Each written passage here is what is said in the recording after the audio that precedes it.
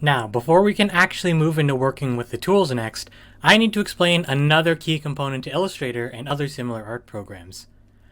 I need to identify where the menu options in Illustrator are and what they do. The menu options refer to these menus located at the top of the program, or the top bar on Macs.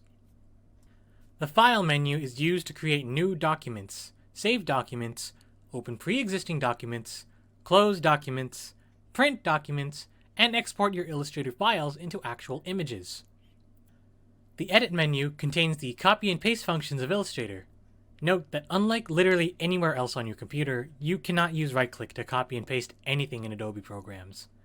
It contains other editing-related functions, but it also contains the Shortcut Editing menu and Preferences menu at the bottom. These are both very important, as these are effectively your options menu for the Adobe programs. The Object menu refers to options you can take when you have an object selected in Illustrator. More on that later. The Type menu refers to options you can take when you have a type object selected in Illustrator. More on that later. The Select menu refers to when you have an object selected, or for when you need to select multiple objects. These options are a little more advanced though, and we won't be covering these at this time.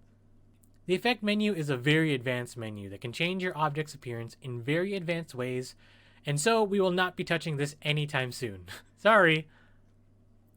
The View menu refers to the many different options you have to view Illustrator in, how zoomed in on your document you want to be, and other more complex options we can go over when the time comes. More on that later. The Window menu refers to the different panels you can open in Illustrator. You don't need them all open. Only go into here when there's an option you need available. The Help menu will do two different things depending on your operating system, yeah, at least from my experience. For Windows users, it will give you a drop-down menu with options that can take you to Adobe's Help section for their programs. For Mac users, at least the last time I used Illustrator on a Mac, in addition to that drop-down menu, there will be a search bar that lets you type in a tool or a menu option, and it will highlight where it's located. Don't ask me why Mac users get that super helpful option and Windows users don't.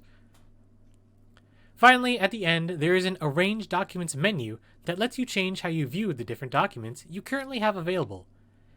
It can get a little confusing, so I suggest messing with that when you understand Illustrator some more and need some multiple windows open. And that's all for menus. They're a very fundamental part of many art programs, so learning where they are and what they do is very important. Many programs tend to share similar functions in their menus as well, so learning them in Illustrator will provide overlap when you learn how other art programs work.